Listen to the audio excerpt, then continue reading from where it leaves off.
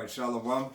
First and foremost, we like to give all honor and glory and praise unto Yahweh, Bahashem, Yahweh Shai, Bahashem Rakakwadash. Double honors to our apostles and elders of Great Millstone, to all the Akim out there teaching and preaching this truth with 144% sincerity, to the men, women, and children listening and learning. This is Salakia. This is Men of Valor Las Vegas Camp. I am Aya Shatab. I'm Darash. I'm Karatza. All right, and coming to you through the will and power of Yahweh Hashem Yahushua with another lesson. All right, prepared by the brother Darash. But without further ado, tell them the series, and we'll get into it. This is going to be a series on the book called The Art of War by military tactician Sun Tzu. We're gonna get into it and start off. It says, by laying plans, it says, Sun Tzu said, the art of war is of vital importance to the state. It is a matter of life and death, a road either to safety or to ruin. Hence it is a subject of inquiry which can on no account be neglected. Excuse me. The art of war, then, is governed by 5 constant factors to be taken into account in one's deliberation. And the word deliberation means to plan carefully or take into consideration when seeking to determine the conditions obtaining in the field. These are 1. The moral law, 2. Heaven, 3. Earth, 4. The commander, and 5. Method and discipline. Now the moral law causes the people to be in complete accord with their ruler, so that they will follow him regardless of their lives, undismayed by any danger. Can you get Romans chapter 12, verse 4? 4 through 5. You got it, right? You got it? Yeah. Romans chapter 12, right? Yeah, chapter 12, verse 4 through 5. Got it. All right, this is the book of Romans chapter 12, verse 4 through 5, and it reads, For as we have many members in the body, and all members have not the same office.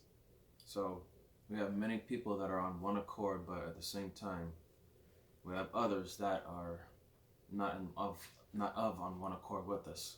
Kind of like what's going on in the world right now. We got people that are siding with Biden, and then we got people who are siding with Trump.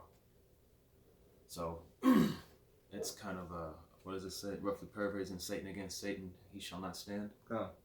So if Satan is against Satan, house shall not. A divided house cannot stand. Roughly paraphrasing. No, verse 5. Verse 5. So we, being many, are one body in Hamashiach, and every one members one of another. So when you're in this truth, when we are part of that body, we are to be on one accord with one another, to be in agreement, because we have one goal, and that's to be a part of that elect number of men. Avarataza, we are those men, that we can be partakers in the rulership of the kingdom with Yahweh Hashem Yahushai. That's exactly why Apostle Tahar, all right, on down, all right, but Apostle Tahar doesn't do unity camps, all right? Unity camps, you're not on one accord, all right? Yahweh Hashem Yahushai says we must be on one accord, all teaching the same doctrine, right? Even though we are not directly part of GMS, we do follow the doctrine of GMS, all right? Being in one accord, being in agreement, like the verse says, All right, now next. Now we got Salakia. Next is heaven. Signifies night and day, cold and heat, times and seasons. Ecclesiastes 3 and 1. The book of Ecclesiastes, chapter 3 and verse 1. To everything there is a season, and a time to every purpose under the heaven. So there's an appointed time. Like he just said, there's a time for everything. Every time, season has a purpose. So,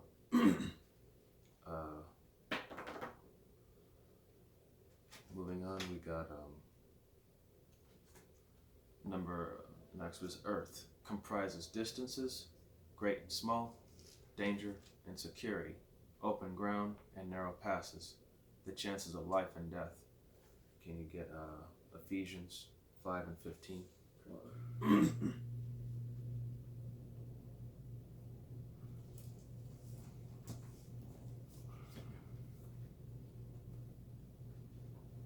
pull it up faster than they crowd is up. So, like I said, with heaven, there's a time. Ephesians 5 and 15.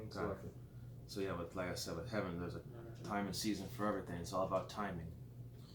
And Yahweh Hashem Yahushai just has. Go ahead.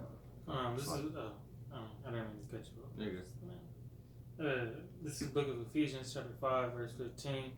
See then that ye walk circumspectly, not as fools, but as wise. So, I'll read it again. Earth comprises distance, great and small, danger and security, open ground and narrow passes, the chances of life and death. So that goes back into one of the previous lessons that I had made was situational awareness. Just keeping your eyes open, being aware of your surroundings and the people around you, knowing the do's and don'ts. So go ahead, read verse 16. It says, redeeming the time because the days are evil. And the days we are living in are evil, because we got more and more deaths, people dying of illness, rumors of war, people uprising. For wickedness has exceedingly polluted the earth.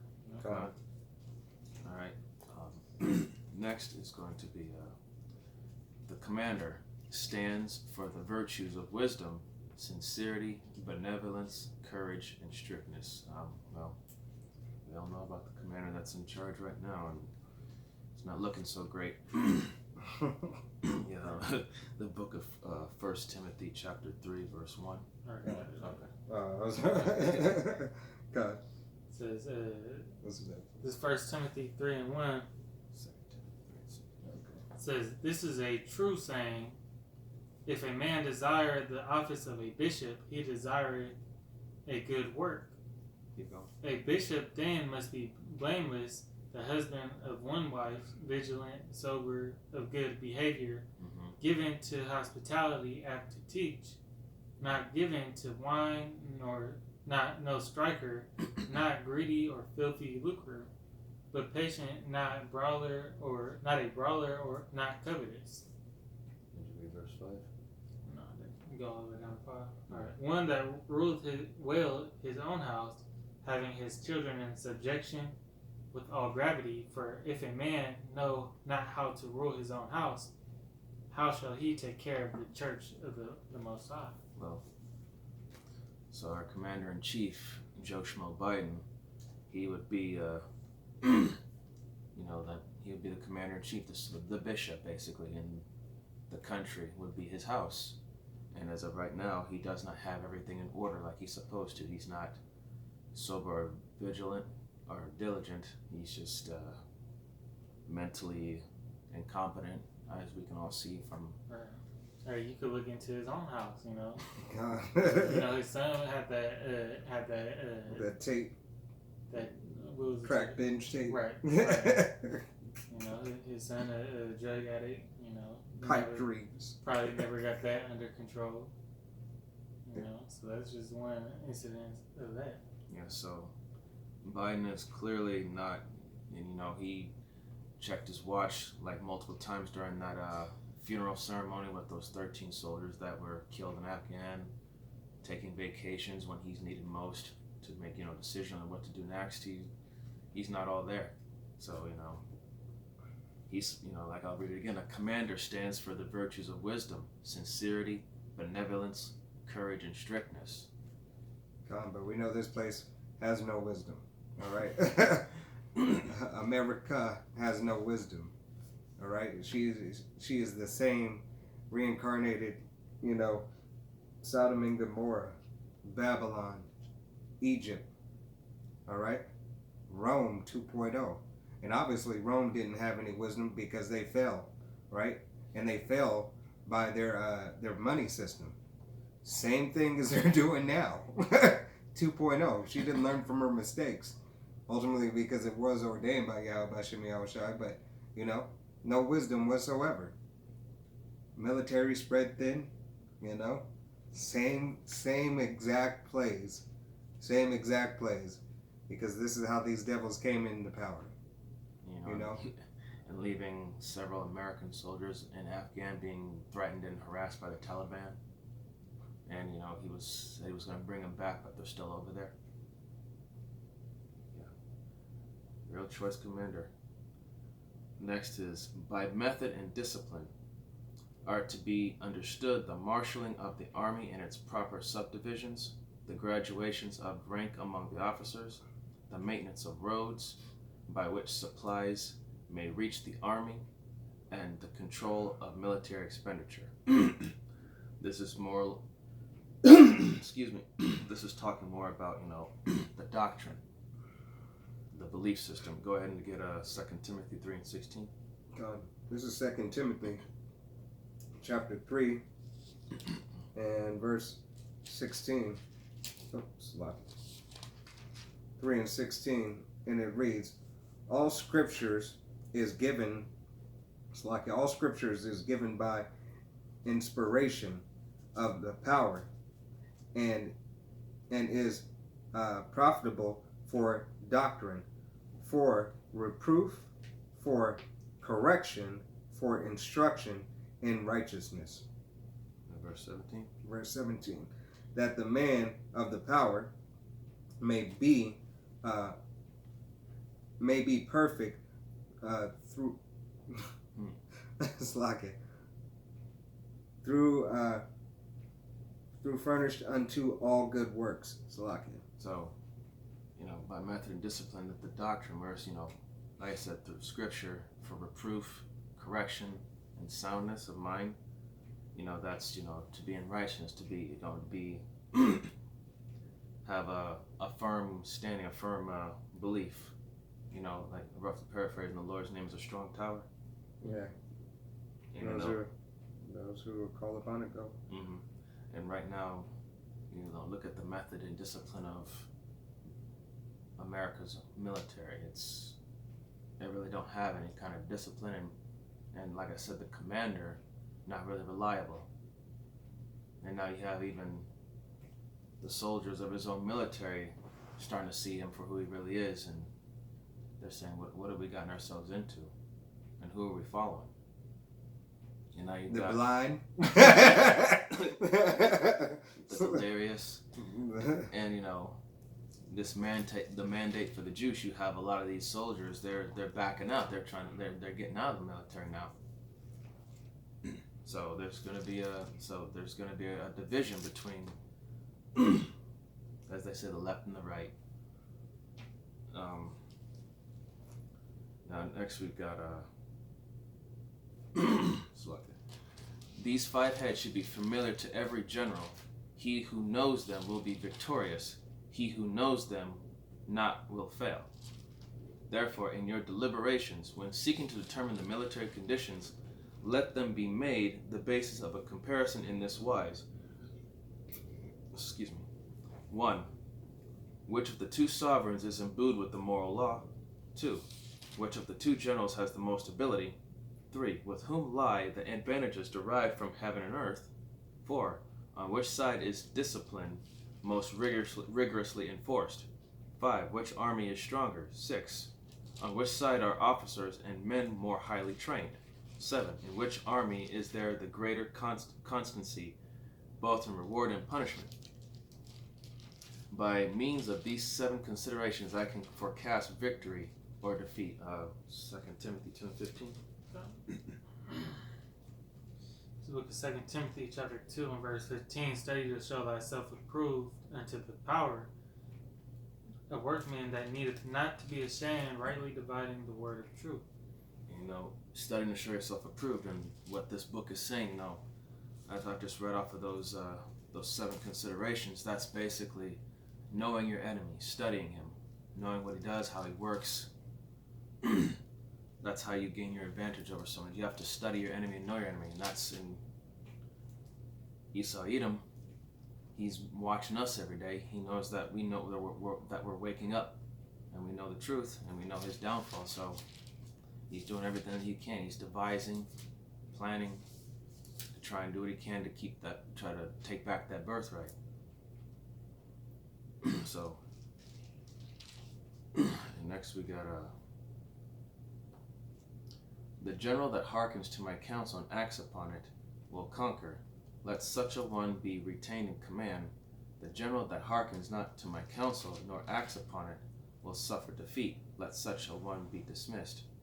While heeding the profit of my counsel, avail yourself also of any helpful circumstances over and beyond the ordinary rules. Can we get the book of let me read this one. According as circumstances are favorable, one should modify one's plans. Can I get Psalms chapter 1, verse 1 through 4? This is the book of Psalms, chapter 1, verses 1 through 4, and it reads, Blessed is the man that walketh not in the counsel of the ungodly, nor standeth in the way of sinners, nor sitteth in the seat of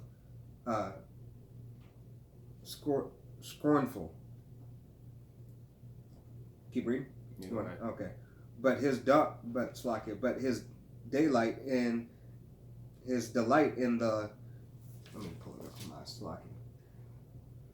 But his delight is in the law of Yahweh, and in his law doeth he meditate day and night, and he shall be like a tree planted by the river of water, that bringeth forth his fruit in his season. His leaf also shall not wither, and whatsoever he doeth shall prosper. Salakia. The ungodly are not so, but are like the chaff which wind draweth away. Oh, basically saying those who hearken unto wise counsel, they prosper, and those who are ungodly and scornful and hearken unto unwise counsel, they're like the shaft of the wind. They're just waste, like the dust of the wind. They just wither away. And they're not rooted in this thing. Nope, they're not. No. That's following false doctrine. You know, Mm-hmm. that's still calling on the name of Jebus. Okay, well, that is real. Or any other false god. Right. Still calling him by a title and not knowing his name. All right. Let me grab a quick precept. This is a Sirach, chapter 2 and verse 3. It says, Cleave unto him and depart not away, that thou mayest be increased at the last end. No? Hey, so you can be increased. So Yahweh Shem Yahushai can, through the will of Yahweh Shem Yahushai, increase you, and so you can see deliverance. At the end of the day, the paraphrasing, the counsel of the Lord shall stand. Right. All right. Now moving on. All warfare is based on deception. Hence, when able to attack, we must seem unable. When using our forces, we must seem inactive. When we are near, we must make the enemy believe that we are far away. When far away, we must make him believe we are near. Hold out baits to entice the enemy, feign order, and crush him. If he is secure at all points, be prepared for him. If he is in superior strength, evade him. If your opponent is of choleric temper, seek to irritate him, pretend to be weak that he may grow arrogant. If he is taking his ease, give him no rest. If his forces are united, separate them. Attack him where he is unprepared, appear where you are not expected. These military devices leading to victory must not be divulged beforehand. The book of Psalms 52 and 2 and Psalms 71 and 10. Right, right here. Oh, okay. This is the book of Psalms 52 and verse 2. It says, Thy tongue deviseth mischief like a sharp razor working deceitfully. That's part of that deception, being able to, work treacherously, using trickery, craftiness. That's how they overthrow. That's how most nations overthrew other nations through the art of deception, and that's how we got and that's what Esau used against us every day, as well as even our own people, like these false camps like IUIC, ISUPK, trying to deceive us from the truth. It was 71 and 10. Con. I got another script after that. This is a book of Psalms 71, verse 10. For my enemies speak against me, and they that lay wait for my soul take counsel together. You know, that's basically all these other heathen nations, mainly Esau, Edom, as well as 2/3 of our own people. You can say they're a confederate against thee. Uh-huh. They work together to oppress the righteous. This is the book of Sirach, chapter 12 and verse 11. Though he humble himself and go crouching, yet take good heed and beware of him, and thou shalt be unto him as if thou hast wiped a looking glass, and thou shalt know that his rust hath not been altogether wiped away. You know, that's talking about that deception. You know, he humbled himself into making you believe that he's not harmful, or that he's actually for your benefit. You know, and then right when you think that he's on your side, that's when he's going to attack you. That's when the devil strikes. Proverbs 21 and 5.